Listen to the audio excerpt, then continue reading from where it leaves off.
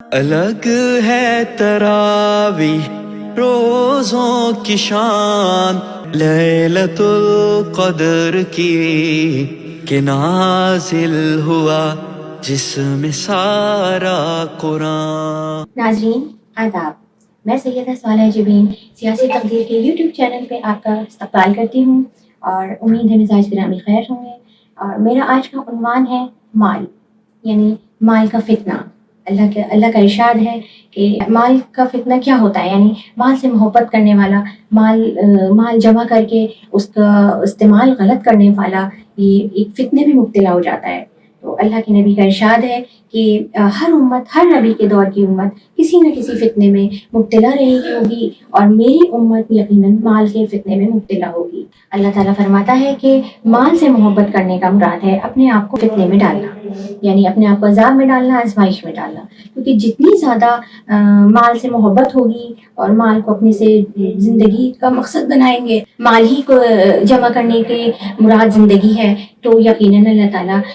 ایسے لوگوں کو سخت ناپسند کرتا ہے کہ وہ لوگ صرف مال جمع کرتے رہیں اور مال کے فتنے میں مبتلا رہیں اور اللہ کی راہ میں کچھ بھی نہ خرچ کریں، صدقات نہ کریں، خیرات نہ کریں، زکوٰۃ نہ دیں، اور جو حقدار ہیں ان کا حق نہ دیں، اور بس مال کو جمع کرتے رہیں۔ یقیناً وہ لوگ ہلاکت میں شامل ہوں گے جو بیجا مال کو جمع کرتے رہیں گے، اور اپنے اس مال کو اللہ تعالیٰ فرماتا ہے اگر اس فتنے سے بچنا ہے، اس کا علاج کرنا ہے، تو یقیناً آپ کو اپنے مال کے تقسیم کو صحیح انداز میں کرنا ہوگا، اللہ کی راہ میں اس کا صحیح حق ادا کرنا ہوگا جو کہ اس کا حقیقی مصرف ہے، اور اپنی جائیداد کو صحیح کاموں میں، اپنے مال کو صحیح کاموں میں لگانا ہوگا، کیونکہ اللہ تعالیٰ چاہتا ہے کہ اس مال کے فتنے سے آپ صلی اللہ علیہ وسلم چاہتے ہیں کہ ان کی امت بچی رہے، محفوظ رہے۔ اس طرح کا جو مال جمع کرتے ہیں لوگ، اللہ تعالیٰ نے ان کو حریص بتایا ہے، یعنی ان کی جھوٹی بھوک بتایا ہے ان کے پیٹ کو، کہ ان کی بھوک، ان کی پیاس کبھی نہیں ختم ہوتی، کیونکہ ان کو مال جمع کرنے کی ایک ہوس رہتی ہے اور ایک ہرس رہتی ہے کہ ایک دوسرے سے سبقت لے جاؤں، ایک دوسرے سے زیادہ مال کماؤں، اور یوں جمع کروں اور یوں جمع کروں، اور اللہ کی راہ میں کچھ نہ خرچ کروں، حقداروں کو ان کا حق نہ دوں،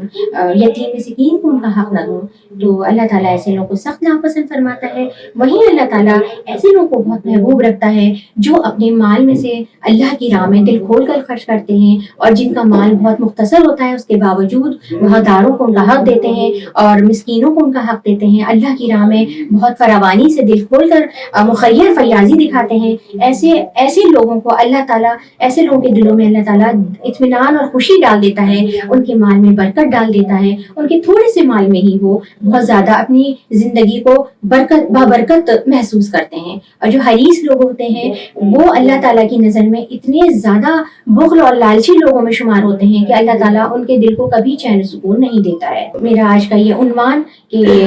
میری امت کا جو فتنہ ہے وہ مال ہے، تو میرا آج کا یہ عنوان تھا